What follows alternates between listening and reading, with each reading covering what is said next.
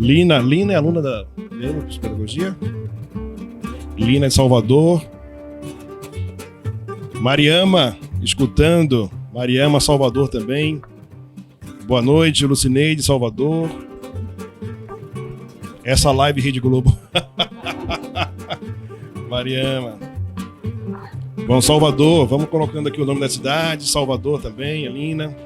Jacobina, Fênix Assessoria. Nossa amiga parceira Márcia. Olha aqui, Auristela, bem-vinda. Ibipitanga, Luci, bem-vinda. Adriana, sul da Bahia, fale o nome da sua cidade, mulher. A Letícia, o Lucas, Renato. A Deise, São Luís do Maranhão, um abraço a São Luís. Letícia, Salvador, Banzaê, Ribeira do Pombal, olha só. O Edson tem que escolher, porque ele botou 3 aqui, não pode querer tudo. É promoção, Edson. Jacobina, Tati, bem-vinda. Olha aí, vai entrando gente. O Harley. Caruaru, Pernambuco, Lucas. Brusque, Santa Catarina, que o Herbert é hipnólogo. A Rubi, Chique. Abraço, Chique. Alina, Salvador. Ademilton Ramos, Salvador, Bahia. Juliane, Julie, presidente Tancredo Neves. Forte beijo. Harley. Fabiola Froz, olha aí. A Fabiola reclamou que não conseguia acompanhar às 8 horas. Que era de Manaus. Olha aí, 1 hora menos lá. Cristiane Souza, nossa parceira, Cris. A Érica. Vamos lá então, gente. Iniciando. Janaína Alcântara. Cadê o som? Estão perguntando aqui a Auristela, hein? Será que falhou de novo? Testando o som. Fabiola, mas já vou sair, entendi. Acho que ela tem aula, não pode ficar. Mas ela acompanha pela live gravada nas redes sociais. Um beijo, Fabiola. Volte sempre. Só era para dar um oi, ótimo. Suzane. Evitar usar tapa na cara, porque senão trava. Há controvérsias. Fá Tavares. Vamos lá então, gente. Boa noite para vocês. Mais uma vez, uma honra estar aqui. Agradecer a presença nesse bate-canal, nesse bate-horário. Estamos juntos. Mais uma vez, recebendo o amigo, parceiro, professor Luiz Ozaná. E nesse bate-papo, misturando, entrelaçando a neurociência e a psicologia. Então, certamente teremos uma noite agradável com a presença de vocês, com a participação de vocês. Temos aqui a equipe Rede Globo por trás de tudo isso. Temos o Cleiton, temos o Edson aqui. Então, vão enviando as mensagens, as perguntas, questionamentos e vamos em frente, tá bom? Quer dar suas boas-vindas, amigo, antes de entrar o tema? Prazer enorme estar aqui com vocês, mais uma vez em parceria com meu querido amigo Jailson Pinheiro. Vocês sabem que Jailson foi meu aluno de graduação na Faculdade de Relações Públicas. Não vamos dizer o ano. Então eu conheci Jailson quando ele era calouro e ele já se destacava muito o seu interesse, sua dedicação, sua capacidade de articular as conexões com as pessoas pela inteligência emocional. E é uma alegria a gente perceber que como ele cresceu, como ele evoluiu, e hoje eu aprendo com ele, né? É uma troca, né? Então é um jogo cíclico de intercâmbio de papéis. E esse é o espírito do nosso bate-papo aqui. Poder compartilhar com vocês um pouco do conhecimento que sirva para que a vida de vocês possa evoluir, que vocês possam aprender novas competências, que vocês possam agregar mais valor ainda ao sentido da vida de vocês e que vocês possam impactar também positivamente as outras pessoas, com muita humildade, com muita coerência, com muita generosidade, mas ao mesmo tempo com muito espírito científico, que é o que a gente tenta trazer aqui para vocês. Verdade, amigo, verdade. Então, vamos lá. Falaremos hoje, então, sobre traumas e suas interferências ou impactos em nossa vida. Para aqueles que já nos acompanham nas lives anteriores, vocês acabam percebendo que há uma conexão entre os temas, né? E isso é algo fabuloso, porque ao abordarmos um tema, certamente desperta em nós, em vocês que nos acompanham, a necessidade de elencar, né? E buscar linkar futuramente com outros temas ligados ao que abrange inteligência emocional, neurociência e psicologia. Então, quando hoje abordaremos os traumas, vocês perceberão que nós estaremos novamente retomando alguns conceitos que já abordamos aqui. Conceitos sobre as emoções, a visão da psicologia sobre tudo isso, falaremos sobre o sistema nervoso, como as emoções novamente se consolidam em nosso sistema nervoso, como isso se transforma em um trauma, qual a visão da neurociência para isso, qual a abordagem psicológica para isso. Então os temas vão se entrelaçando. E foi mais um tema sugerido por vocês, um tema delicado, mas ao mesmo tempo instigante, professor. E falaremos sobre isso. Então, se quiser fazer suas pazes iniciais com dramas. Vamos lá. Afinal, o que é um trauma psicológico? Pois é. Vamos pegar essa terminologia, porque repare que tem o trauma físico, né? O que é um trauma físico? Rapaz, eu sofri um traumatismo craniano, fui jogar bola e sofri um trauma na perna direita. O que é um trauma? Um impacto. Algo que não é bem assimilado pelo organismo, gera um desconforto e acaba inviabilizando o funcionamento normal fisiológico, né? O trauma físico tem essa característica. Em termos emocionais, o que seria o trauma psicológico? A psicologia não é uma ciência única. A psicologia é uma ciência que é plural, ela possui diversas escolas de pensamento. Para cada escola de pensamento, o conceito de trauma varia bastante. Mas poderíamos dizer que, em termos gerais, trauma é uma experiência subjetiva muito desconfortável, que o nosso ego não é capaz de elaborar, de assimilar, de administrar, de gerenciar. Isso gera um desconforto emocional que vai acabar impedindo que você tenha o fluxo saudável da sua psicodinâmica e do seu comportamento.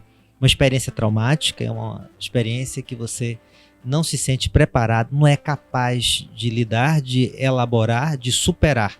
Então ele acaba exigindo que você permaneça num ciclo vicioso, num círculo aprisionado de repetição constante de comportamentos que não são saudáveis nem ajustados, mas que têm uma origem em um processo mais arcaico, mais profundo, que não é reconhecido pelo sujeito.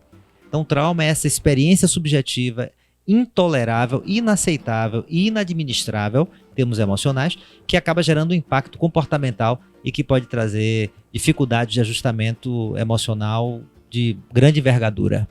Fantástico, amigo. Nossa. Quando remetemos à origem da palavra, traumas vem do grego traumatos, e que significa ferida. Olha que conotação interessante. Então, trauma significa ferida. E vamos exatamente falar dentro desse contexto emocional. O que é que gera o sistema nervoso a entender que um ato, uma ação, se transforma em uma ferida emocional? Essa é a abordagem que nós falaremos. E, obviamente, para quem nos acompanha, é impossível falar sobre trauma sem remeter àquele conceito neurobiológico que nós tantos abordamos aqui, que são as emoções. Começamos já a entender o seguinte: como já sabemos, certamente vai cair na prova de hoje, que as emoções são programas neurobiológicos que foram desenvolvidos pelo sistema nervoso para que possa trazer para a espécie humana respostas imediatas a uma demanda. O que significa, então, já de início, uma grande orientação. O que vai fazer com que o sistema nervoso interprete uma ação, um ato, um evento como um trauma, ou seja, uma ferida, exatamente a conotação emocional que este evento trará para o indivíduo. Isso explica também porque um evento, um ato, uma ação, pode impactar sistemas nervosos de forma diferente. Então, é um indivíduo ou vários indivíduos que estão dentro do mesmo contexto, numa mesma cena, no mesmo enredo.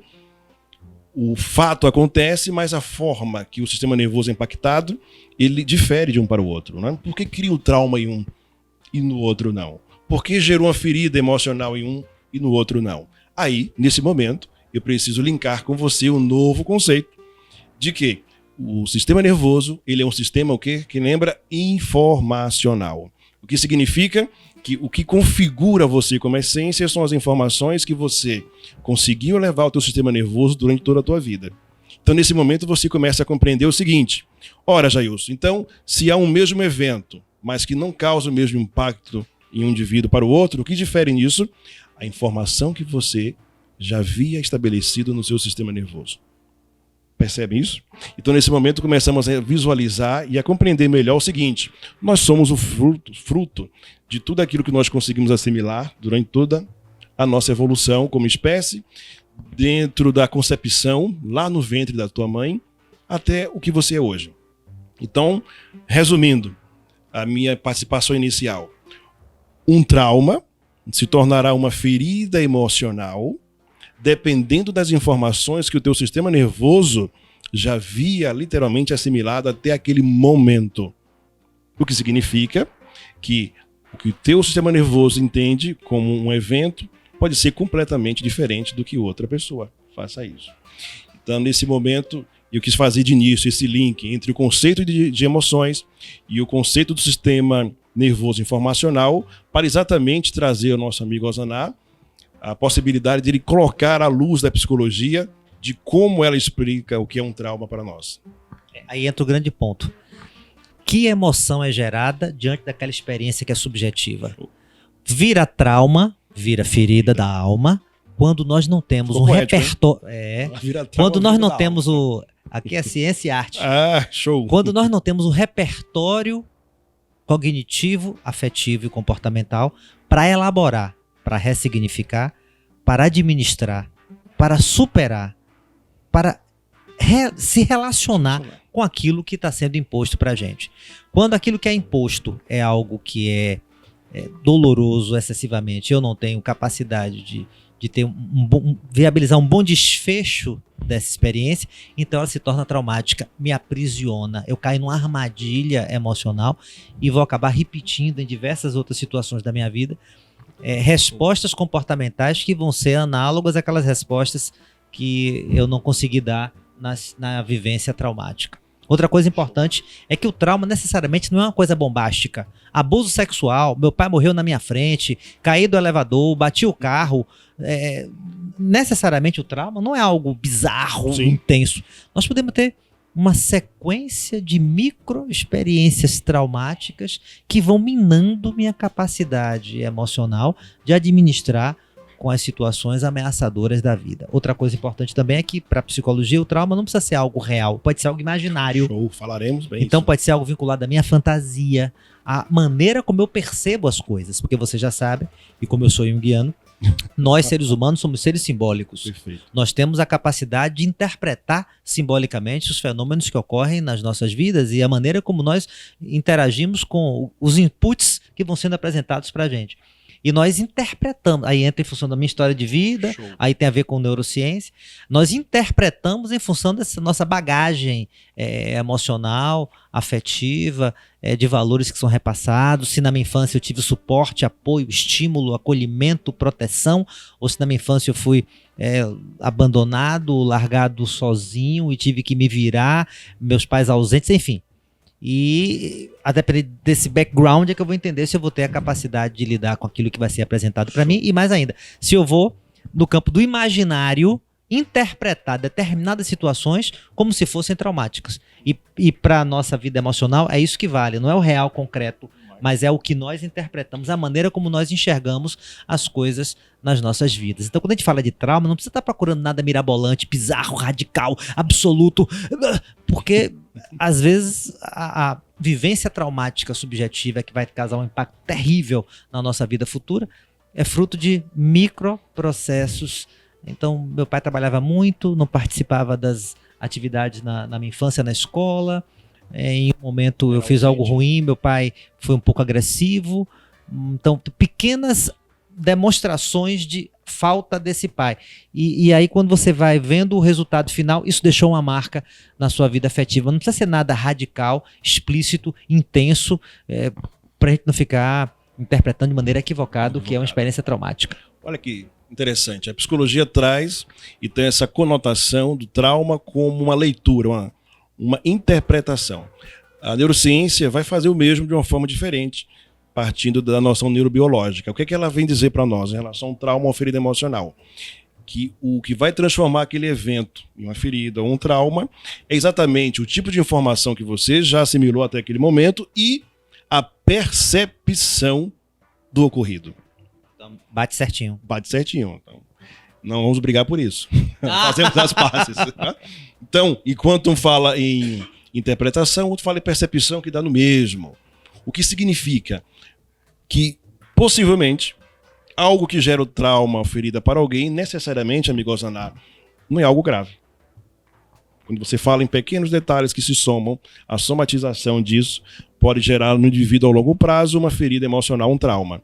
A neurociência fala a mesma coisa. A percepção que eu tenho de vários eventos vão consolidando em mim uma ferida emocional, um programa emocional sobre algo específico e, como já é sabido de vocês, o cérebro humano ele não distingue realidade de imaginação.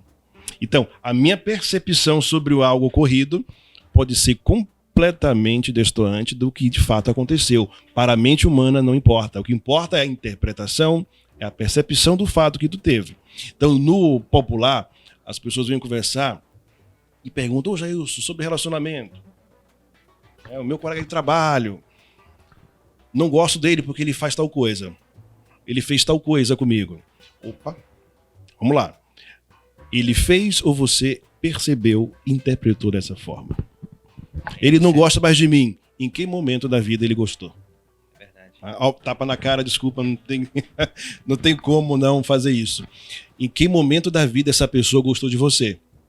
O que levou em algum momento da vida você entender que aquela pessoa gostava, perceber que ela gostava de você e que hoje você, de repente, com a nova informação do sistema nervoso, consegue perceber algo diferente. Ele não gosta mais de mim. E a pergunta que eu sempre lanço é: em que momento ele gostou? Ou em que momento você passou a acreditar nisso? Percebe como nós vamos construindo artifícios para consolidar um trauma, uma ferida? Estamos começando com exemplos simples, depois a coisa fica pior. Aí vamos, também a gente conta muito da outra perspectiva. Ele realmente gosta.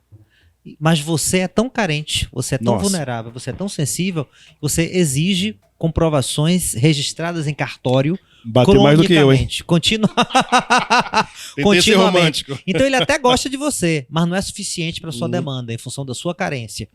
E aí, às vezes, você vai cobrar que ele lhe dê essa atenção em excesso e acaba afastando essa pessoa que tinha capacidade de lhe dar esse afeto, mas numa proporção que era compatível. Mas o que ele era capaz de lhe dar não era suficiente para a sua demanda em função da sua lacuna. Então a gente precisa ter sempre essa tomada de consciência. Por isso que falar em psicologia e falar em neurociência é falar em conscientização. Eu preciso tomar consciência do que efetivamente eu sinto, separar o que é real do que é imaginário, ter os pés no chão. E se eu não consigo fazer isso sozinho, é importante que eu tenha apoio, ajuda especializada para ir nessa busca de ampliação da compreensão sobre mim mesmo, sobre a minha história e para decodificar esses traumas que estão aí influenciando a maneira como eu lido com a minha vida e pode ser uma maneira que não é muito saudável, nem muito harmoniosa de lidar, né? Verdade.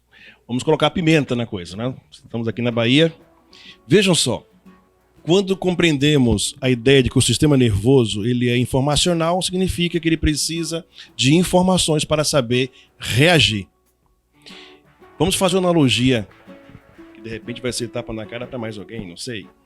Mas, amigo Osaná, eu costumo pensar da seguinte forma: quão vazio o indivíduo pode estar que nada consegue preencher esse vazio. O que você falou é fundamental, o que eu deposito no outro, né? Então, qual o tamanho de vazio que eu, você, nós podemos ter que não será preenchido com tão pouca coisa? E por não ser preenchido, essa noção de cobrança do outro, essa noção de que o outro precisa literalmente preencher esse vazio que tenho aqui dentro e que certamente nunca conseguirá fazer isso. Eu cobro que o outro dê conta do que não é problema dele, Perfeito, né? Exatamente. É muito comum isso. Estou falando isso para chegarmos de novo naquele ponto chamado percepção. O que vai gerar em ti, em mim, em nós, uma demanda emocional, um programa emocional, uma ferida, um trauma, por experiência de consultório que os dois aqui têm, o que mais nós conseguimos perceber é há um vazio enorme dentro do indivíduo que ele procura preencher de tal forma que o preencher é a própria construção dos seus traumas. E parece que quanto mais impactante, ele gosta mais. né? Essa conotação que você trouxe no início aqui é bem profunda. Quando falamos traumas, o próprio nome, né, grego ferida, já traz essa ideia de que é algo profundo, impactante. Mas não, amigo, amiga. Trauma, ferida, ela é construída. Vamos falar de memória daqui a pouco, e você vai entender que um trauma ele pode ser literalmente algo de fato impactante, que impacta teu sistema nervoso de uma forma brutal, imediata, mas pode ser algo muito sutil. O que significa que muitos de nós construímos nossas demandas e carências emocionais sustentadas em traumas que vemos alimentando durante uma vida toda. E vem a parte mais delicada. Muitos de nós nem conseguimos mais viver sem eles. Porque um trauma, uma ferida emocional, pode evoluir até o ponto de ser e servir de suporte de vida para o indivíduo. Você sabe que alguém viver fundamentado numa dor? Eu sei o que é isso. O professor Ozana, com 30 anos de experiência em psicologia, sabe o que é isso. Alguém fundamentar, sustentar, alicerçar sua vida a partir de uma dor. Porque sem essa dor, ela morre. Físico é a mesma coisa. Vocês já viram aquelas séries da Discovery Channel, do History Channel, de sala de emergência, hospital de emergência? Aí às vezes chegam casos incríveis de pessoas que estão com o crânio perfurado com um negócio de ferro, que se tirar, sangra. Então às vezes aquilo que está me ferindo, aquilo que me ameaça, que me mantém vivo. Às vezes tem um tumor tão grande que se operar vai ter uma hemorragia que não vai dar conta. Então é melhor não operar, deixa fechado. Então, às vezes nós temos um câncer na alma, às vezes nós temos um artefato externo que não nos pertence, que não deveria estar aí presente, que não é bem elaborado, não é bem assimilado, não é bem metabolizado, um corpo estranho na alma, mas que está aí e que nos domina e que nós não conseguimos viver sem ele. Criamos uma codependência desse sintoma que está vinculado a uma experiência traumática. Jung fala do conceito de complexo. Complexo é uma gama de pensamentos, ideias e afetos congelados, memórias congeladas de experiências traumáticas, que enrijecem, viram tumores na alma e impede que a gente avance, evolua e possa gozar plenamente a vida. E quando esses complexos constelam, ou seja, quando eles se expressam na consciência, eles vêm com força total, porque tudo aquilo que que vira um complexo, que é um conjunto de muita carga afetiva inconsciente, resultado de experiências traumáticas, tem vida própria, vira uma subpersonalidade, vira um outro eu com autonomia, e ele se revela de maneira abrupta e explosiva. Já viu que às vezes você está no carro, tem um acidente e você se transforma, fica com raiva? Já viu quando a gente está apaixonado e a gente se sente rejeitado, a gente pode cometer crimes passionais? O que é essa tomada? Incorporou um ente, não é um ente estranho, é um lado seu, uma faceta sua, tem nome isso, um complexo, que é fruto de traumas não elaborados e não metabolizados e não digeridos. E que você acaba ficando dependente desse complexo para atuar no mundo. E aí, óbvio, compromete totalmente sua saúde emocional e vai cobrar um preço altíssimo em termos adaptativos. Você vai acabar afastando as pessoas, nada é suficiente, poliqueixoso, vitimizando e fazendo escolhas que são autodestrutivas no lugar de escolhas que sejam agregadoras, escolhas compensatórias e não escolhas criativas que ajudem vocês a crescer. Porque quando você fica dominado pelo trauma, no complexo, você vai ter a compulsão à repetição, você fica repetindo sempre o mesmo processo, mesmo modelo de escolha. Me relaciono sempre com mulheres que me traem, me relaciono sempre com homens que são abusivos, me relaciono sempre com pessoas que têm autoridade sobre mim. Meu pai tinha autoridade, o namorado manda em mim, meu chefe é autoritário, eu tô sempre me relacionando. Os professores mais autoritários são aqueles que me descobrem na sala e eu fico incomodado o tempo inteiro com pessoas que têm autoridade e que tentam impor para mim algo que eu não consigo elaborar. Você tá andando em círculos, voltando para o mesmo ponto, em situações diferentes, movido por um complexo que está vinculado a uma experiência traumática prévia ou a um conjunto prévio de experiências traumáticas que estão no seu inconsciente e que explodem periodicamente, atrapalhando sua adaptabilidade. Por isso, a conscientização, a percepção, selecionar, identificar o que é fantasia, o que é imaginário, do que é real, do que é concreto, é a chave para você se libertar desses impactos destrutivos na sua vida atual, de experiências traumáticas cumulativas ao longo da sua trajetória de vida. Tomar consciência não é uma opção, é uma necessidade de todo ser humano. E tem outra coisa também, por mais que a gente se trabalhe, nunca esgotaremos o passivo. Sempre teremos um saldo aí que, enfim, mas a gente quer que você tenha superávit ao longo da sua trajetória emocional e econômica na nossa analogia, né? Verdade, amigo. Olha, aqui entrou a Ariane de Euclides da Cunha, nossa amiga, parceira. E hoje o filho de Ariane, Samuel, completa 2 anos. Então, olha aqui, ó. Sabia disso, Edson? Samuel completa hoje 2 anos. Comemorando aqui na live conosco. Que maravilha, parabéns! Delmira Jacobina, seja bem-vinda. Mariama diz, já tive desses encostos, olha só. Bem-vinda. Vamos lá, eu acho que tem uma pergunta aqui, não é isso, Edson? Tem uma pergunta aqui. O trauma psicológico pode ser acompanhado de um trauma físico ou existir de maneira independente? Manda. Pode ser de maneira independente, claro. Mas é comum que você tenha os dois. Por exemplo, sofreu um acidente e amputou uma perna. Ou uma mãe que demorou muito para engravidar, desejou bastante e não conseguia, fez inseminação. Aí depois que investiu muito afeto, muita grana, muito tempo, parceria com o marido, apoio da família, dos amigos, muita carga de energia, muito afeto nesse processo existencial que é um símbolo. Finalmente engravida, 8 meses, aborta. Nossa. Já pensou que situação? Repare, você tem uma dimensão física, perdeu realmente o bebê, com a dimensão emocional, toda a carga afetiva que ela projetou na maternidade tão desejada e mais uma vez frustrante. Era algo recorrente de frustração. Queria engravidar, não conseguia. Transava com o marido, nada de... Aí faz a primeira etapa, hormônios, nada de engravidar, faz a tentativa de inseminação, não vingou o embrião. Quando finalmente engravida, cria expectativas, passa dos 3 meses, a gravidez, tudo pronto, quarto do bebê. Com 8 meses de gravidez, o bebê falece. Já pensou que experiência? Como é que o ego administra uma situação? É difícil. Então, boa pergunta. Tem traumas que são inevitáveis. Mas aí eu tenho que aprender, mesmo nessa dor, com inteligência emocional, lidar com essas frustrações de maneira madura, adulta, ressignificando a experiência, sabendo que você tem o direito de sofrer, o direito de chorar, o direito de se decepcionar, não tem que tirar onda de forte. Agora a gente precisa seguir em frente e não paralisar, porque essa experiência traumática não deve ser uma fonte de estagnação na vida, mas uma fonte de força para eu seguir em frente com meus novos projetos existenciais. Perfeito, Zura.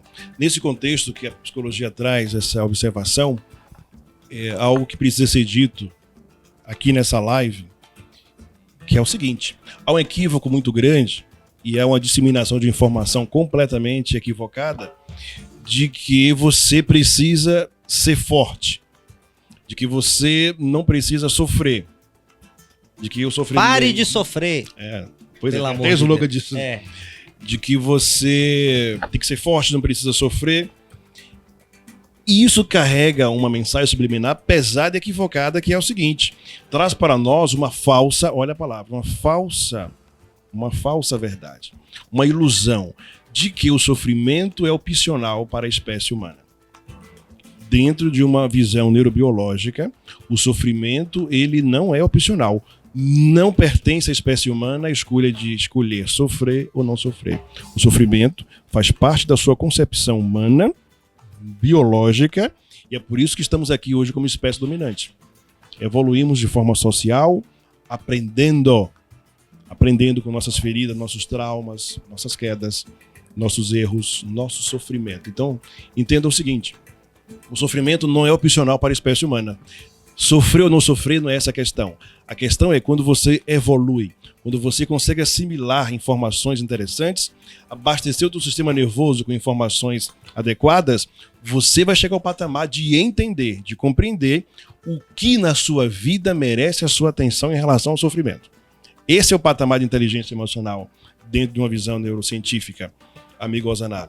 Não sofrer, mas o quanto da minha vida, o quanto do meu tempo, o quanto da minha energia eu irei dedicar a um fato em si.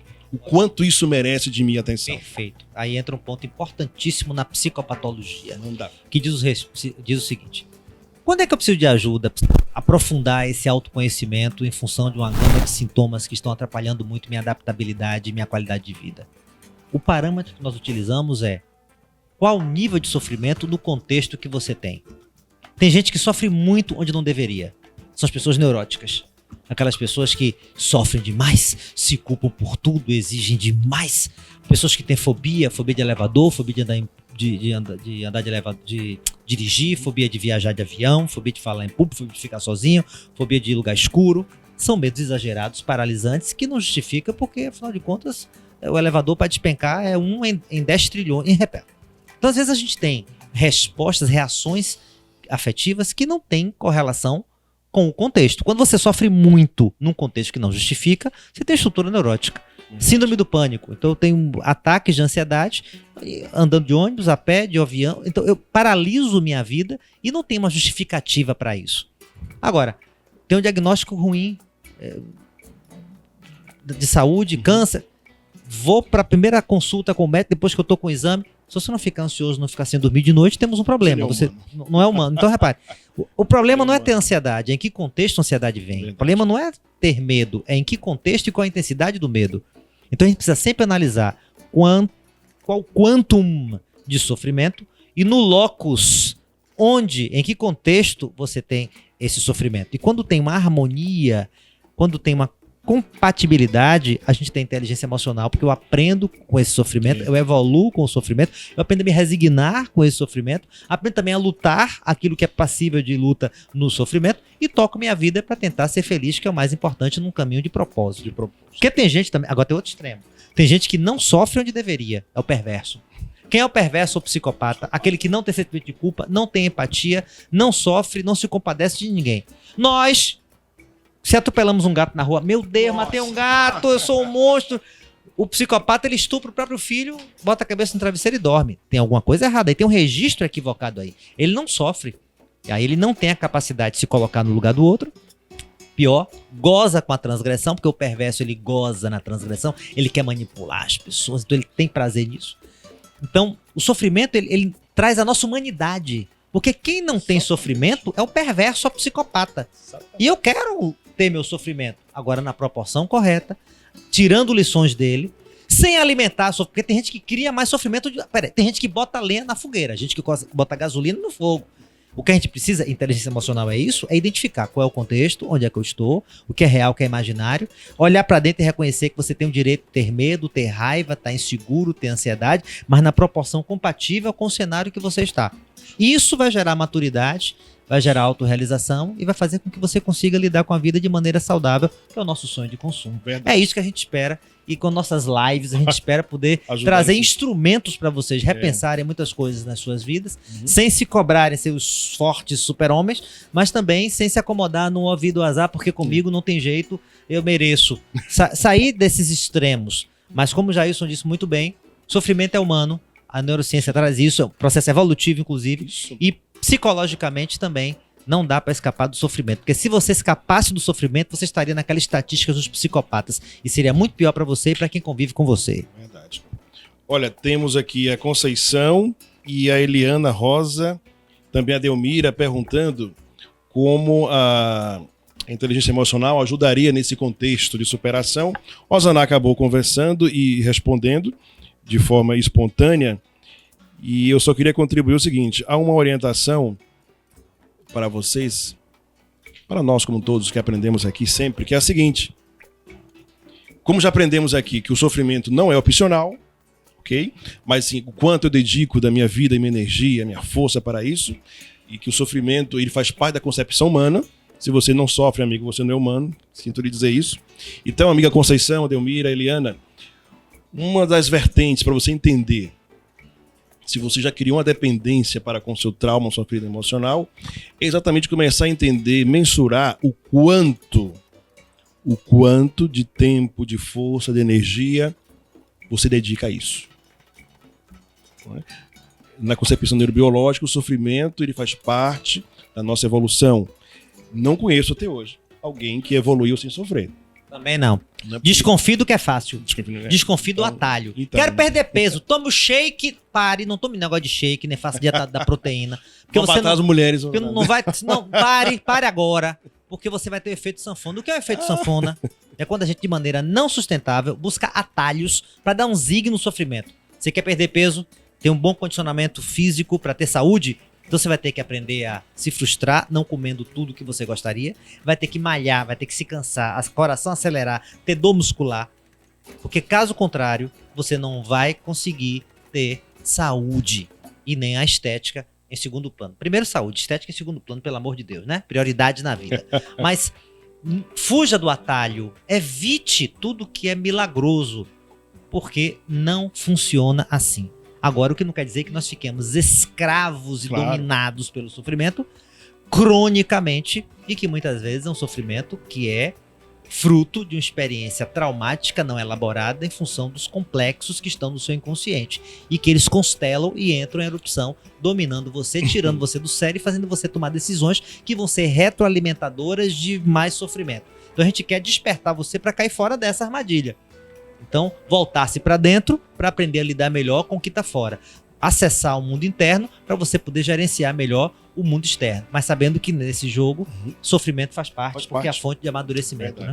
Olha, a Eliana Rosa colocou algo que fantástico, um resumo, uma síntese do que estamos falando. Ela colocou o seguinte: estamos aprendendo o lado positivo do que até então era horrível, péssimo. Trazia muita culpa. Eliana, vou te dar um exemplo aqui. Estava em São Paulo semana passada, na quinta-feira, de quinta para sexta, então estávamos em um treinamento e na noite de quinta fizemos um teste comportamental e na sexta-feira pela manhã estava com a turma juntas novamente.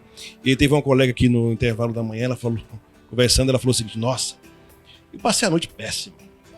Eu saí daqui arrasada ontem. Eu falei, médico, conversamos, ela disse que foi arrasada pro hotel, desesperada, chorou, esperneou, enfim.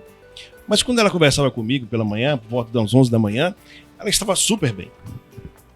Então, olha que analogia estou fazendo contigo aqui. O sofrimento que ela vivenciou durante a noite. E por que ela vivenciou o sofrimento?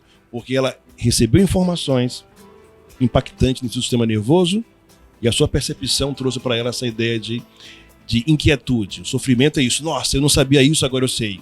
Não tinha consciência disso, agora eu sei. E o sofrer foi necessário para que ela literalmente assimilasse aquele aprendizado. Então ela não estaria bem hoje se não tivesse passado por aquela experiência. Compreende? Então quando você entender que a coisa está fora de um rumo, quando você ficou preso. E aí, antes de passar para mim, Gonçalves, eu lanço para vocês a seguinte pergunta. Você consegue, a partir de agora, entender, visualizar, identificar em que momentos da tua vida você está preso ainda hoje? Consegue responder isso? Essa é a minha pergunta. Em qual momento ou em quais momentos da sua vida você está preso ainda hoje? Muitos amigos têm vindo conversar sobre depressão. Dentro de um olhar neurobiológico, o que é depressão? Depressão é quando o sistema nervoso ele se aprisiona em um espaço de tempo. E, obviamente, esse espaço de tempo não é o futuro, porque nós não vivemos ainda. Aí a ansiedade explicaria outra vertente. Então, o indivíduo, ele parou, congelou em uma fase da sua vida. E quando se fala em depressão, isso significa passado. Então, a provocação que eu lanço para ti agora é: você consegue perceber em que momento da sua vida você parou, congelou e continua preso lá? E principalmente, foi uma situação que lhe paralisou, mas que tinha fundamento real ou algo do seu imaginário e da sua fantasia. Então, quando a gente toma consciência dos nossos medos imaginários, dos obstáculos que nós ampliamos, nós então aprendemos a enfrentar essas dificuldades. Criança tem medo do escuro, aí vê uma roupa pendurada no cabide, no guarda-roupa, pensa que é um fantasma. Quando acende a luz, descobre que era a roupa e ufa, já tá com o coração saindo pela boca. Meus queridos, minhas queridas, esse é o convite que a gente está fazendo para vocês. Acenda a luz da sua alma, acenda a luz da sua vida, acenda a luz dos seus sentimentos, das suas emoções, acenda a luz da sua história de vida. Se confronte com essa sua história e tente compreender o que é que ainda me paralisa e que está no meu imaginário. Ou também o que é que está me paralisando, mas que é real, porque não é uma experiência fruto de fantasias. E vamos lidar com a realidade como ela se configura, gerenciando as frustrações, lidando com as faltas, mas tentando construir o futuro. Para sair da depressão, eu tenho que construir um projeto de futuro. O antídoto da depressão é um projeto de futuro, um projeto de vida. É o gozo, a energia vital focada naquilo que é importante para a gente reconstruir nossa existência diante da vida. Perfeito. Tem pergunta aqui, para você aqui. Como é que a inteligência emocional contribui para a superação do trauma? Perfeito. Exatamente o contexto que nós já falamos aqui. A inteligência emocional vai ajudar você exatamente a compreender que o sofrimento, ele faz parte da nossa concepção e que você precisa passar por ele para evoluir. E também, a inteligência emocional vai te ajudar a perceber se você literalmente congelou, paralisou perante uma situação de vida. E esse é o grande ganho da inteligência emocional. Então, para quem não desenvolveu ainda essa capacidade de mensurar esses dados, Rosana, ele vive à mercê do que acontece consigo. Ele se prende e se agarra ao que não lhe faz bem, porque ele não tem como mensurar o que lhe faz bem. Inteligência emocional é exatamente essa balança que sempre buscamos, né? A psicologia fala bem disso, do equilíbrio. É você entender o seguinte: estou aqui, viverei, irei sofrer, terei dificuldades, terei traumas e feridas, mas a vida literalmente segue em frente, amigo. Você vê que a psicologia é uma ciência plural, pré-paradigmática. São várias escolas de pensamento. Eu sou junguiano, mas respeito profundamente as contribuições de outras escolas.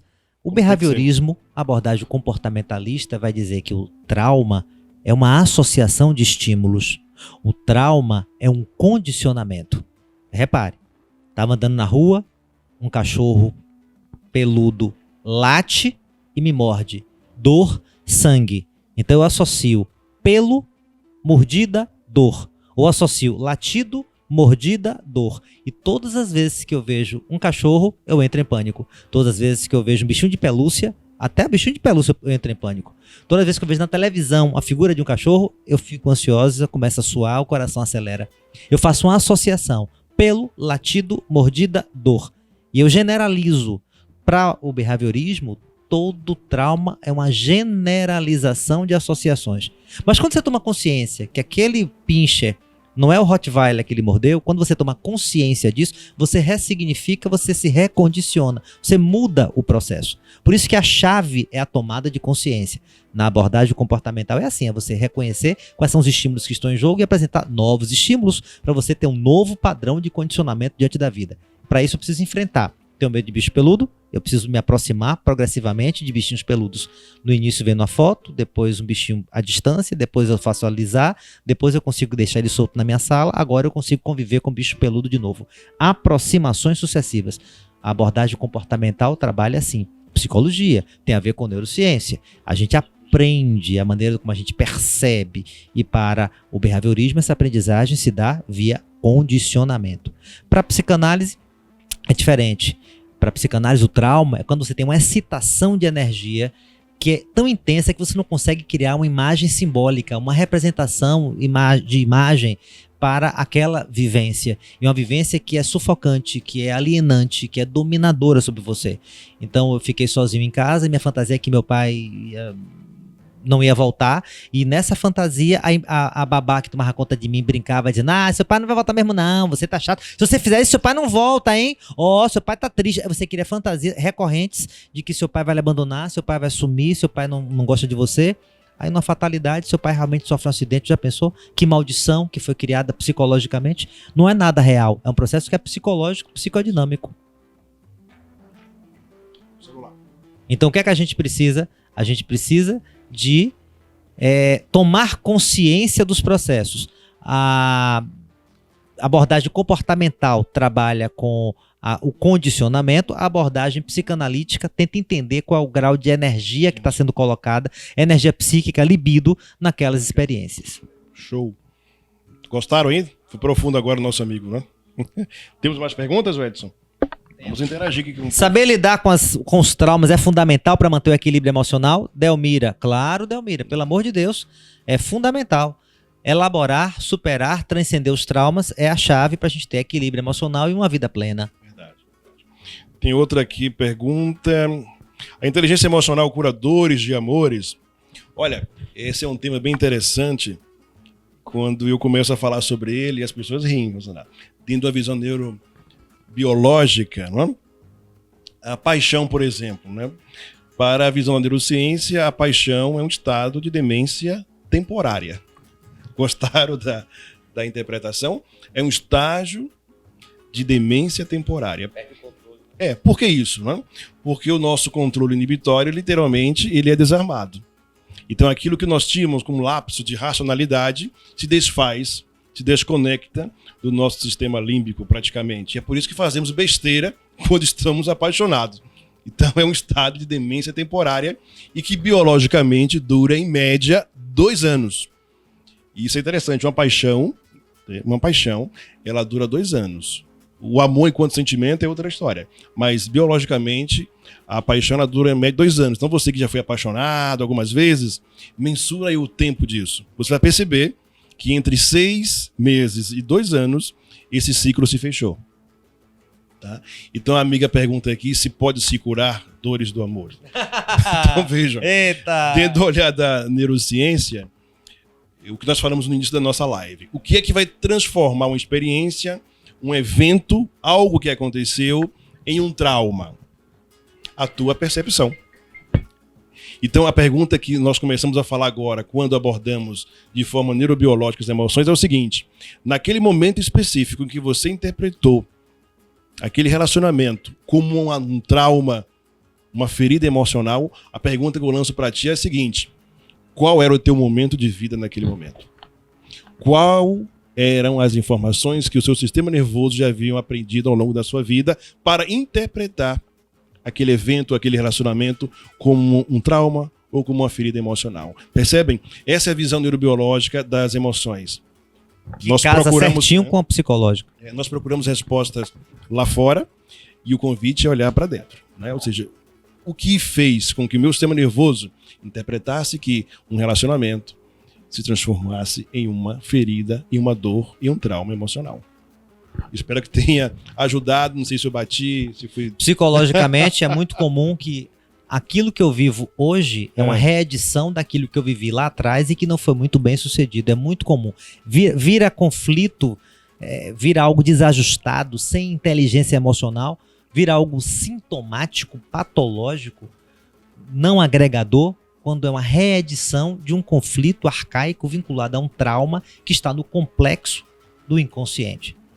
Então, esse resgate do complexo, de compreensão do que está no inconsciente, é que é a chave para você se libertar dessa compulsão à repetição, né? A gente repete padrões. Para o behaviorismo, você vai repetir padrões porque você está condicionado e está tendo a mesma reação diante de novos estímulos. Eu tinha medo de Rottweiler, mas agora eu tenho medo de qualquer coisa peluda, até coelho. Então eu fico reagindo de maneira igual, mas são estímulos diferentes. Mas eu fico com esse trauma. Eu fico reproduzindo esse padrão em função de tendo um trauma, não. Eu reproduzo um padrão comportamental desajustado em função de uma experiência traumática, que foi um processo aprendido. Para o psicanalista, você reprime determinadas emoções porque você não foi capaz de lidar com elas. Seu ego não estava preparado para administrar. Então você reprime, porque o grau de excitação emocional e de energia que foi ativada, você não tinha capacidade de dar bom termo. Então você faz o que? Reprime usando mecanismos de defesa que vão reforçar sua alienação.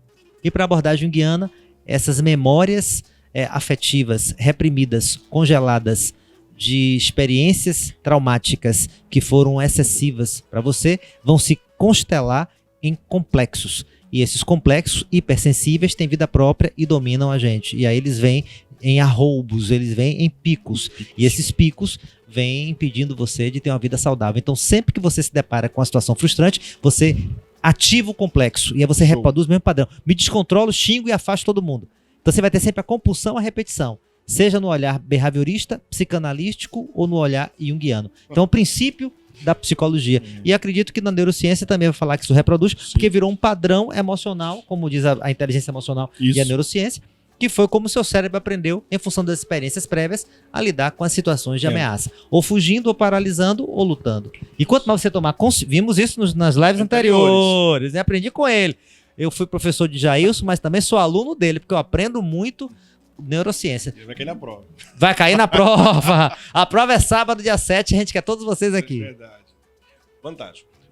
Vou trazer agora uma conotação sobre o conteúdo neurobiológico, que é o seguinte: estamos falando já de traumas e de forma proposital deixamos avançar dentro dessa vertente, trazendo alguns questionamentos, porque agora eu gostaria de explicar a vocês como, de fato, o sistema nervoso, como a mente, o cérebro humano, ele faz essa assimilação.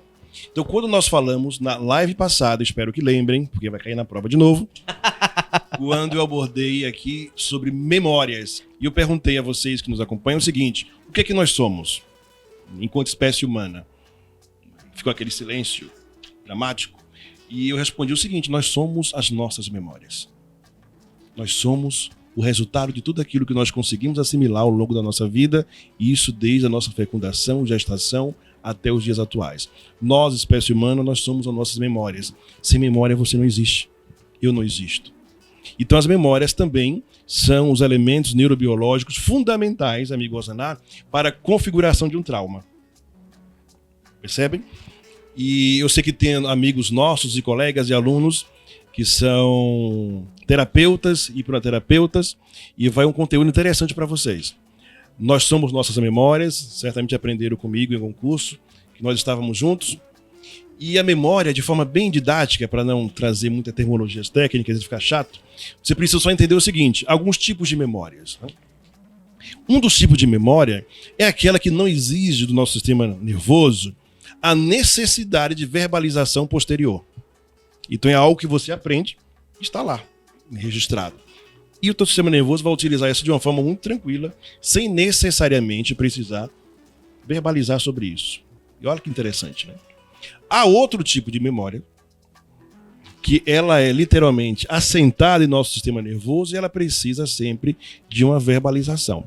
Então, se você, por exemplo, aprende o endereço, você já percebeu que ao ir ao endereço, você costuma falar o endereço?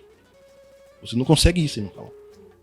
Olha que interessante. As palavras, é como se o endereço, que é um mapa mental, ele precisasse se transformar em palavras para que você, espécie humana, conseguisse concretizar o ato de ir até o endereço. Então é por isso que você não fala em coordenadas. Você vai para onde? Você não vai pegar um traçado de coordenadas. Você vai falar o nome do lugar, o endereço, a rua, a avenida, número. Então, esse é o tipo de memória que necessita do sistema nervoso a verbalização de palavras. E por que eu estou falando isso? Que na configuração neurobiológica de um trauma, o que é que o sistema nervoso faz? Ele vai utilizar os neurônios sensoriais, juntamente com os neurônios motores, vai interpretar algo que aconteceu e vai gravar justamente os picos desse evento. Então, se você acreditava que a memória humana era como um gravador, uma filmadora, um celular de alta tecnologia, não é. O sistema nervoso é inteligentíssimo, evoluiu 4 bilhões de anos e aprendeu a fazer o seguinte: descartar o que é desnecessário. Então o que é que ele faz? É como se fosse picos. Pensa em gráficos, não? Um evento que aconteceu contigo, pense em altos e baixos desse evento. O que é que ele vai fazer? Ele pega um ponto inicial e pega o ponto máximo e o ponto final. É isso que ele registra. Mas, Jailson, o que isso quer dizer em nome de Jesus? Quer dizer o seguinte: que algo que causou em você um trauma, necessariamente não é o que você interpretou, mas sim aquilo que o sistema nervoso entendeu que era necessário registrar naquele momento. Exemplo prático. Lá na tua infância, na tua escola, uma simples brincadeira com um coleguinha na hora do pátio, ali, do recreio, você pode ter isso como um trauma em sua mente. Olha, um coleguinha me empurrou, me bateu e eu chorei. Pode ter acontecido, sim, mas possivelmente não foi dessa forma. Possivelmente você estava correndo, brincando, o coleguinha encostou em ti, desequilibrou, caiu. O que é que teu sistema nervoso fez? Pegou o ponto inicial em que você não chorava, estava de pé certamente. Pico máximo, caiu, bateu algo, dor. Chora. Percebe? E é assim que o cérebro humano registra as informações que impactam ele. Altos e baixos, picos. Essa compreensão da neurociência leva até você, a mim também, a ideia de que é o seguinte: podemos estar sofrendo de forma demasiada por algo que necessariamente não deveríamos. Ou seja, podemos estar valorizando demais um evento emocional, trazendo para nós e para os outros ao nosso redor sofrimento, quando na verdade não deveríamos fazer isso. Volto ao conceito inicial. O que a inteligência emocional fará por você? Essa compreensão do que é de fato necessário sofrer, do que depende e no que eu posso investir meu tempo, minha vida, minha saúde, minha energia. E para finalizar essa ideia de conceito da memória, repito, em que momento da tua vida você continua preso hoje, dia 2 de setembro de 2019? Esse momento é um momento de memória. o que aconteceu em tua vida que te aprisionou até hoje. E isso, amigo Osaná, de estar aprisionado ao momento da sua vida, deve estar ferrando uma parte da sua vida. Ferrando a sua vida pessoal, ferrando a sua vida profissional, ferrando os seus relacionamentos, porque você paralisou, literalmente. Paralisou durante um evento vivenciado. Perdão que me empolgo às vezes. Tomar consciência que vai lhe libertar. E poder se expressar é que vai permitir que você cresça e amadureça. Tem uma pergunta aqui. Como as pessoas desenvolvem as neuroses? De Cristiane. Cristiane, o que é que vai determinar que nós tenhamos uma estrutura psicodinâmica neurótica, psicótica ou perversa? Sempre variáveis biopsicossociais. Hereditariedade, genética, bioquímica, processos hormonais, associado à história de vida, valores repassados, acolhimento familiar, proteção ou frustração, abuso, incômodo, ou seja, as experiências emocionais na nossa história de vida. Aí entra muito a inteligência emocional. E variáveis sócio-históricas, ambientais, concretas, reais. Então, tentar entender a socialização, as experiências na comunidade, o contexto sócio-histórico e cultural que a gente está inserido. Então, o homem é um ser biopsicossocial, e o que determina que você tenha uma estrutura neurótica, psicótica ou perversa são essas variáveis. Tem uma dimensão genética importante, mas vai muito além disso. Ninguém nasce nada e ninguém é exclusivamente produto do meio. Então, nós somos seres de múltiplas determinações. Mas, grosso modo, tem o princípio de que as pessoas que foram muito castradas, muito reprimidas na infância, têm uma maior tendência à estrutura neurótica. Se não tiver inteligência emocional para gerenciar isso. Já as pessoas que tinham valores ambíguos na dinâmica familiar, relação simbiótica com a família, com a mãe, principalmente a figura materna simbiótica que anulava a própria vida e que vivia a vida do filho, como Norman Bates, do filme Psicose. As pessoas que não conseguem separar o eu do outro e que tem uma imposição da lei ambígua, então não sei o que pode e o que não pode, a dificuldade da imposição da lei dos limites diante da vida tem uma estrutura mais psicótica, uma tendência a ter uma estrutura psicótica. E aquelas pessoas que, uma relação com a vida, que o seu desejo era mais forte do que o limite que era apresentado, então a mãe dizia, não pode, eu quero, quebra tudo, e a mãe, tá, então tome.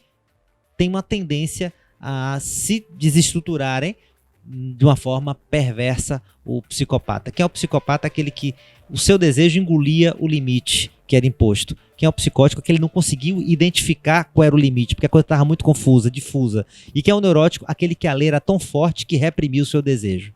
Então, a gente poderia analisar nessas três dimensões. Só avisando aqui que vamos, devido à limitação do Instagram, vai literalmente interromper a transmissão, mas já voltamos. Então você volta lá e acessa aqui novamente, que temos perguntas. É isso, Edson, para responder?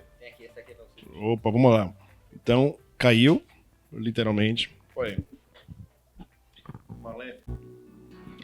Conseguiu, Cleiton? Vamos lá. Então vamos retomando, como estamos aqui. Vamos lá, vamos retomando. Nosso tempo é curto. Temos uma pergunta aqui da Wanda Chase. Obrigado pela audiência. Volte sempre, tá bom? Ela pergunta o seguinte, amigo Osaná. E a memória seletiva? Ela é uma defesa do nosso... Acho que é inconsciente, é isso, Edson? Do nosso inconsciente? Você quer responder? Eu respondo. Posso responder da visão neurobiológica? Bom, no início da live nós falamos o seguinte, que o nosso sistema nervoso ele é informacional, ele depende de informações para mensurar o que fazer, para reagir. Então, quando nós começamos a entender a vertente da memória seletiva, o que eu sempre provoco nos alunos é o seguinte: que tipo de informação você já tem no seu sistema nervoso que faz com que ele selecione o que vai armazenar ou não? Percebe? Então, como estamos falando de traumas, por exemplo, o que nós poderíamos pensar em duas analogias. A primeira é o seguinte: um indivíduo que já configurou em seu sistema nervoso um trauma específico sobre algo. Quando o sistema nervoso dele percebe que esse evento pode se repetir, olha o que ele faz selecionar. Ele pode selecionar exatamente para que não repita, para que ele se afaste. Não é? Já apanhei uma vez sobre isso, já passaram a perna, então excluo, me afasto, não vou gravar isso, não iria ou desmaio, adoeço, somatizo, Perfeito, esqueço a reunião. É o que falamos na live passada. Eu fujo. Lembra das reações? Ou lutamos, ou paralisamos, ou fugimos. Então, literalmente, memória seletiva seria uma forma de paralisia ou fuga. Percebem? Mas a provocação que eu deixo para ti é a seguinte: que tipo de informações o teu sistema nervoso já possui para decidir que vai selecionar se aceitará algo ou não. Percebe? Bom, a primeira conotação foi essa. A pessoa já sabe, já passou por um trauma, por uma experiência que não foi interessante para o sistema nervoso, ela se afasta, ela exclui. A outra é mais delicada. Quando o indivíduo cria o que chamamos de dependência emocional e, exatamente por ter passado por algo, volta a fazê-lo. Uma tentativa inconsciente para a psicologia de tentar dessa vez consertar. Exatamente. Já reparou que tem gente que o pai era alcoolista, aí faz um juramento, lidar com gente, eu faço uma promessa, eu nunca vou namorar com um homem que bebe. Aí se apaixona pelo que come água, o cachaceiro, o cara que não fala de lata de cerveja, fala de caixa, o cara que não fala de dose de uísque é litro, o cara não fala em tulipa de chopp, o cara fala de barril. Porque você vai na tentativa de, com esse, eu soluciono o conflito lá de trás. Então, o trauma lhe aprisiona e você gera uma compulsão, uma repetição, como numa tentativa inconsciente de que, dessa vez eu conserto. Só que você fica caindo no mesmo abismo todas as vezes. Então, não é sua responsabilidade resolver a bebida de seu pai. Como não é sua responsabilidade resolver a bebida do seu namorado, do seu marido. E se ele não tiver consciência da necessidade de se tratar, você tem que questionar. Tá sendo saudável para mim esse relacionamento? Ou está sendo abusivo? Você se permite o tempo inteiro ficar em relacionamentos que são abusivos? Fique ligado, minha gente. Show! Tem uma outra pergunta que creio que tem a ver com o que eu falei sobre a paixão, que é um processo de demência temporária. Um amigo colocou o seguinte: então a paixão se torna algo maléfico? Quer responder, manda? Se torna maléfico no sentido de que você pode se enrolar, você pode gastar uma grana que não tem, perder o emprego e depois se arrepender, se apaixonar pela pessoa errada. Aliás, os picaretas, mau caráteres, os psicopatas que abusam das pessoas ingênuas, que dão golpe na internet, se apaixonam pela internet. Então, essas pessoas manipulam, criam truques emocionais para tentar aprisionar você. Verdade. A paixão em si não é maléfica, ela é humana. E ela é vivenciada por todos nós. Agora, se você fica totalmente dominado por ela, não tem a consciência para filtrar, não tem a noção do que está acontecendo, você pode ir além do que deveria. E aí o sofrimento pode ser maior do que o contexto justifica. Show. Não estamos aqui defendendo que você não se apaixonar. A paixão é uma coisa fantástica. Se joga, amigo. Desde que se joga, amigo, mas com paraquedas, né? Então se jogue, mas sabendo onde é que você está pisando. Então não pode perder totalmente a razão. Show. Tem uma outra pergunta aqui interessante que é o seguinte: perguntam, e a repetição de padrões do sistema familiar, como é visto pela neurociência? Então, não vi quem colocou aqui o nome da pessoa. Já falamos em lives anteriores. O que é um padrão? O padrão é uma resposta neurobiológica fundamentada em uma emoção, cujo objetivo é economizar energia. Porque você repete algo, mesmo que não te faça bem. Porque o sistema nervoso entendeu que é muito mais econômico, prático, simples repetir o que ele já assimilou do que ele criar, do que ele gastar energia para sair de um ciclo vicioso. Então, o padrão familiar ou não é um padrão biológico. E a sacada, literalmente, do sistema nervoso, que ele faz isso com tanta maestria que nós não percebemos. Por isso que, Jailson, como é que se quebra um padrão? Você só consegue quebrar um padrão ou ressignificar ou superar um trauma se o seu sistema nervoso se apropria de novas informações. Isso significa conhecimento, aprendizagem, buscar ajuda. E repito o que eu falei na live anterior, amigo. Quão necessário nos dias atuais buscar ajuda, fazer terapias, não se limitar a entender que isso é para o outro, é para todos nós. A terapia é um processo de assimilação de conhecimento e de aprendizagem. Você literalmente ensina o seu sistema nervoso a dar a volta por cima, a sair. Você não sairá enquanto não assimilar. De novo, eu faço aqui um link, amigo Osaná, com a depressão. Porque o indivíduo não consegue sair do ciclo vicioso da depressão. Porque ele não se apropria de informações diferentes para que o seu sistema nervoso possa reagir. E, pelo contrário, a ideia da depressão é alimentar um ciclo que já está ali funcionando.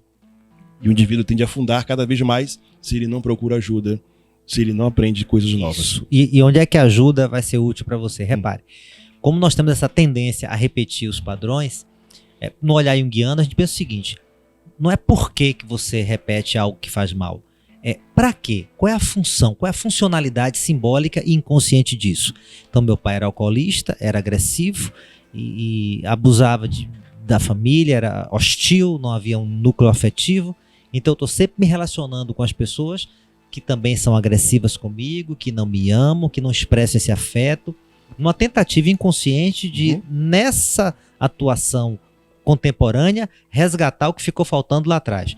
Se você vai fazer terapia, você não precisa dessa experiência concreta de um marido abusador, de uma esposa que abusa, de um chefe que assedia, que você não consegue sair desse emprego, para poder lidar com essa experiência traumática do complexo inconsciente.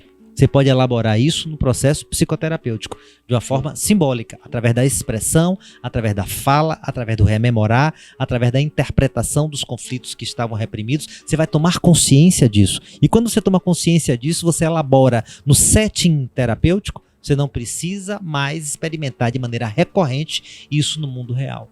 Então, o grande objetivo do processo de autoconfrontação terapêutica é você se libertar dessa necessidade de, no real, reeditar aquilo que foi traumático. Você pode reeditar simbolicamente, através do processo terapêutico. A hipnose, que Jailson trabalha também, vai fazer isso. No lugar de você ir para o real, você vai reviver através da experiência hipnótica. E você então consegue expressar o afeto compatível com aquela experiência complicada e elabora, não precisa mais ficar hoje no mundo real repetindo os mesmos padrões. Verdade.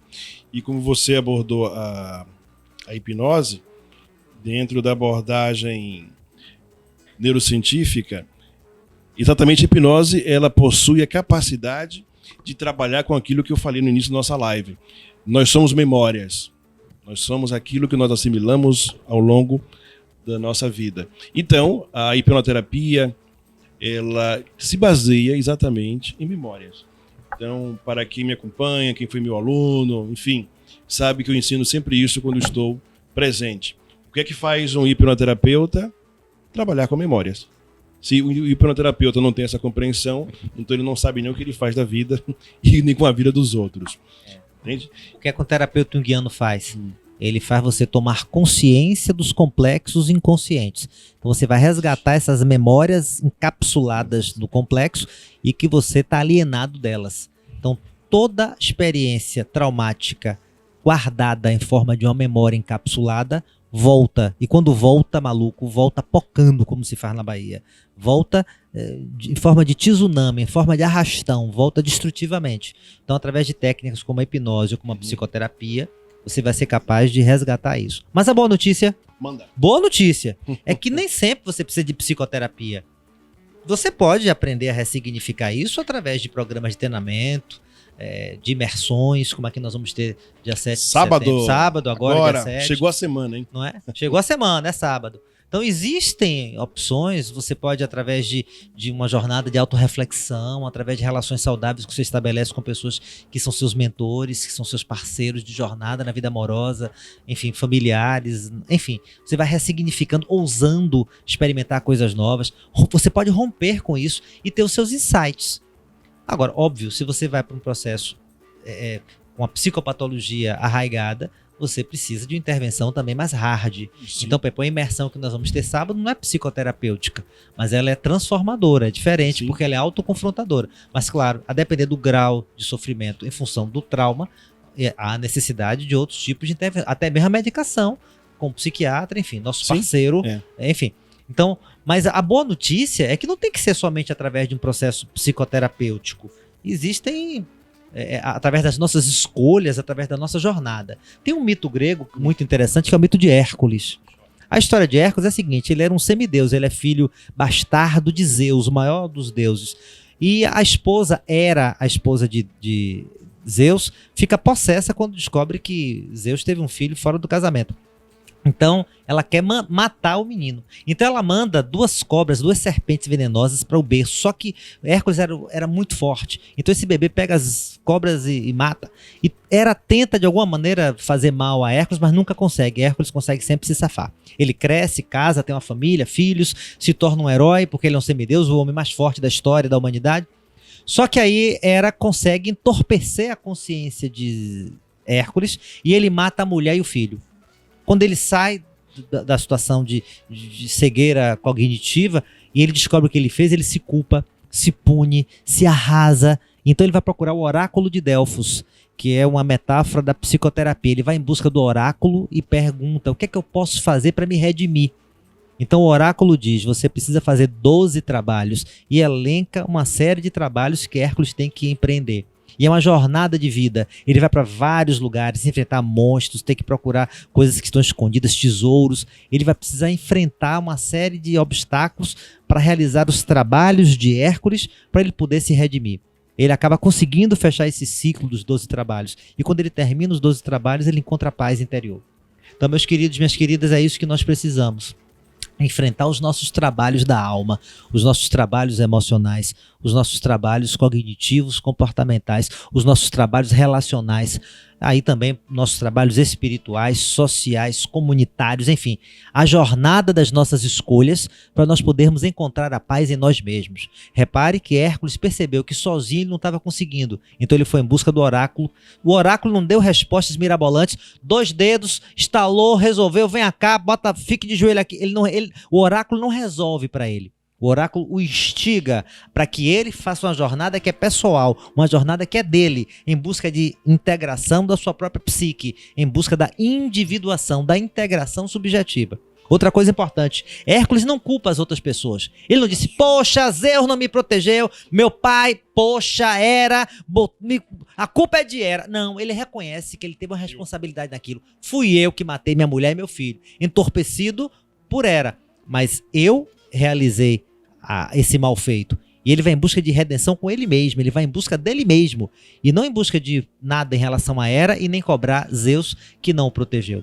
E eu acho que essa é uma metáfora daquilo que a gente precisa fazer. Meus queridos, minhas queridas, dia 7 de setembro, sábado agora, o convite que a gente faz para você é: nós vamos ser como o oráculo de Delfos na sua vida. Não vamos dar respostas prontas, não vamos apresentar receita de bolo, não vamos acabar com todos os seus problemas. Pare, não existe isso. Mas nós vamos apresentar para vocês mais do que 12 trabalhos. Tem muito tapa na cara, né, Jair? Tem mais do que os 12 trabalhos para vocês se voltarem para dentro de si mesmos e serem capazes de encontrar as respostas que já estão aí, para que vocês possam se libertar dessas memórias traumáticas que aprisionam, desses estados emocionais com padrões emocionais que impedem vocês de viverem plenamente a vida, e uma vida que tem que ter propósito. Eu adoro mitologia grega, porque mitologia traduz muito essa... Não por acaso, Instituto Acrópole, né? Sim. Então, não por acaso, Acrópole, cidade alta na polis grega, onde ficava o poder político, cultural e religioso das cidades. A mais famosa, Acrópole de Atenas. Então, é isso que a gente precisa, né? Tem um vídeo meu que eu gravei na Acrópole de Atenas, na última viagem, falando sobre o mito de Hércules. Convido vocês para entrarem lá no meu canal no YouTube. Vale a pena, hein? youtube.com Luiz Ozaná. Vocês entram lá e vocês vão ver que tem um vídeo. Tem vários vídeos na Grécia, no Egito. Não é só isso. E tem um que fala sobre o mito de Hércules. Tem uns milhares de vídeos lá na Grécia. Aí vai aprofundar isso que eu trouxe aqui para vocês. Show. Olha, registrar aqui que o Rogério Ferreira entrou aqui na nossa live, não sei de onde ele é, mas obrigado pela participação. A Valéria Morim, de Salvador, nossa aluna de neuropsicopedagogia. Bem-vinda. Amanda Dantas, é muito bom sempre falar contigo. Participou da imersão, teve uma transformação extraordinária. Parabéns a você, amiga. Você agradece a nós. O parabéns é seu. Quem mais aqui? A Lívia. Vamos lá, o Edson. Adriana Borges, lembra da Adriana? Minha colega da turma. Que figura, Adriana. Beijo. Obrigado pela presença. Volte sempre. Tenho ela no Instagram. Adriana é famosa. Tem uma pergunta aqui. Manda. O sofrimento deve ser construtivo e não destrutivo, não é isso, Tati? É, Tati. Eu tenho que aprender com o sofrimento. Eu tenho que perguntar para que esse sofrimento, aprender com ele e transcendê-lo. E não ficar me lamentando. Por que comigo? Por que esse sofrimento? E repetindo os mesmos padrões. Então eu tenho que evoluir através do sofrimento. E não ficar aprisionado nele. Olha, a Delmira pergunta aqui, professor Jailson, quando vem a Jacobina fazer a formação em inteligência emocional? Olha, é uma formação, Delmira, que de fato eu prometi realizar e confesso que estamos ainda verificando como fazer. Porque, graças a Deus, hoje a imersão cresceu e tem uma estrutura que impossibilita praticamente conseguir realizar aí agora. Mas estamos vendo, sim, uma forma de repente, oferecer para vocês um desconto, poder trazer numa imersão específica, mas eu desejo estar com vocês fazendo e realizando essa imersão, que é algo muito, muito bom. E o Edson colocou aqui, em outubro, né, Edson? Estaremos ou é novembro? Rio de Janeiro, São Paulo. Novembro, Rio de Janeiro, São Paulo, realizando a nossa imersão em inteligência emocional. Possivelmente em dezembro, lá no Espírito Santo. E vamos seguir, porque muito trabalho. Mais uma pergunta, é isso? Qual é a pergunta? Pensando nesse contexto, qual o contexto? O sistema nervoso pega um ponto inicial, ponto final, quando se desfaz hipnose. Ah, sim, agora entendi. Pensando no contexto que eu expliquei, de que o sistema nervoso ele registra as memórias por picos, né, iniciais, pico mínimo, pico alto. E ela pergunta o seguinte: quando se faz hipnose com regressão, a cena apresentada seria também nesse contexto desses picos? Fantástica. É Joana, é isso? É Joana, Jonara? Não lembrei aqui o nome da pessoa. Não, também não. Excelente pergunta. Porque na hipnoterapia e hipnose há uma confusão muito louca de que alguns dizem que a hipnose não existe, que não funciona, porque ela é uma memória criada. Um equívoco louco. Dentro do conceito da hipnoterapia, o que a neurociência explica? Não importa, olha só, não importa os picos mínimos ou máximos do fato que aconteceu. O que importa é a emoção conectada a esse fato. Percebe? Então, exemplo, alguém que sofreu um trauma perverso, de dor, de ódio, de raiva. O que importa, dentro da visão da neurociência e da hipnoterapia, é a emoção, raiva que está por trás daquele fato. Agora, se alguém te bateu, se alguém te deu um murro só, 2, 3, 5, não importa. O que importa é que, se nós encontramos uma trilha neural cuja emoção está conectada, nós podemos ressignificar essa trilha neural e o indivíduo passa, então, a viver sem isso, sem esse peso do contexto traumático. Compreende, amiga? Então, recapitulando, a memória ela é registrada em picos, mas o que importa dentro da visão da hipnoterapia é a emoção por trás dessa memória. Não necessariamente detalhes do que de fato aconteceu. Espero ter respondido, tá? Bom, o Osaná já falou sobre o nosso... Adriana, beijos. Já falou sobre o nosso dia 7, sábado. Alguém perguntando, Jailson, quando retorna Chique Chique? Em breve, esperando convites para que possamos estar aí. Realizamos, professor Osaná, em Chique Chique, a formação em inteligência emocional para quase 300 profissionais da área da educação. E foi um momento único, maravilhoso. É um projeto pessoal meu e do Instituto Acrópole, levar a inteligência emocional para a educação pública desse país, como uma forma de mudar vidas, literalmente.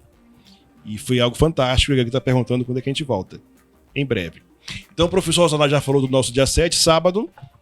Estaremos juntos, eu e o professor Osaná, a partir das 8 da manhã, neste sábado, aqui na sede do Instituto Acrópole, desenrolando essa ideia. A imersão em inteligência emocional e neurociência com a visão dos tipos psicológicos junguianos. Não há milagre, não há mágica, mas algo que nós prometemos é o seguinte: descortinar os olhos de quem estiver lá, para que possam ver a vida de uma forma completamente diferente, com o olhar da neurociência, da psicologia, da inteligência emocional. Não é mágica, você não vai parar de sofrer, porque você aprendeu hoje que o sofrimento ele não é opcional. Mas você vai começar a entender de que forma você pode ter uma vida sabendo dosar em que dedicar sua vida, em dedicar seu tempo, dedicar suas forças, suas energias. Isso eu te prometo. Nós dois aqui. que você vai sair do sábado descortinando os olhos. E se for preciso, a partir de sábado, você procurar uma ajuda, você vai fazer isso, porque o seu sistema nervoso irá assimilar conhecimentos, que irá provocar nele reações extraordinárias na sua vida. Isso nós te garantimos, tá bom? É isso mesmo. Sábado vai ser um dia impactante, vai ser uma coisa maravilhosa. Eu participei de 2 encontros, 2 imersões como convidado, como aluno, e foi realmente maravilhoso. E é muito honroso para mim poder participar agora como facilitador, dividindo esse espaço com meu querido Jailson, uma pessoa do bem, altamente preparada, generoso, um visionário, altamente preparado e que só tem uma missão na vida: disseminar o conhecimento e permitir que as pessoas sejam tocadas para trazer luz nas suas jornadas. Show. E nós vamos atuar como oráculo na mitologia grega. Nós vamos confrontar vocês com os trabalhos que vocês têm que fazer. Não vamos fazer por vocês, não vamos apontar culpados fora de vocês, nem vamos punir vocês dizendo que vocês são os errados e de uma forma destrutiva desqualificar vocês. Verdade. Nós vamos confrontar vocês com a possibilidade de transformação através de ferramentas e dinâmicas de grupo vinculadas, experiências, vivências ligadas à neurociência e comigo no olhar da abordagem junguiana chamada psicologia analítica, e apresentando para vocês o que, na minha opinião, é a ferramenta mais incrível da psicologia de tudo que eu conheço, que é tipos psicológicos. E aguardem também novidades, porque nós vamos fazer uma imersão exclusiva em tipos psicológicos aqui com o Instituto Acrópole, o Edson, nosso grande parceiro, a confiança de Jailson.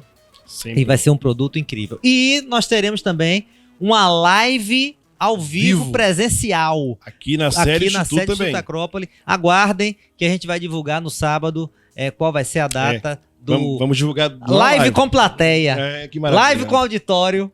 Será e aí show. Vai estar todo mundo participando. Vai ser show. Porque veio para ficar. Verdade. Então, para a gente finalizar aqui, agradecer mais uma vez a vocês, dizer que no sábado novamente estaremos juntos na imersão Inteligência Emocional com Neurociência e Psicologia. Dizer que é uma honra enorme realizar esse treinamento, professor, porque estamos conseguindo trazer para a Bahia o Brasil e o mundo, não é? E são os estados, pessoas estão vindo do Rio Grande do Sul, não é? Paraná, Espírito Santo, Rio de Janeiro, São Paulo, para aqui, Salvador, dia 7 de setembro, juntos com vocês, conosco, realizarmos uma imersão extraordinária. Então, é uma honra muito grande para nós aqui de Salvador receber o Brasil dessa forma, com um evento de ponta, com estrutura de ponta, com conhecimento de ponta, e impactar vidas, que é a missão, o ofício que nós assumimos na nossa vida. Então, queremos agradecer a vocês mais uma vez por estarem presentes aqui. No sábado, vamos divulgar o tema da próxima live, e se já será a live presencial, tá bom? Só no sábado. Então, beijo grande, muito obrigado. Uma semana emocional e extraordinária para você. Maravilha. Show. Uma vida com propósito, gente. Boa jornada. Volte sempre. Show.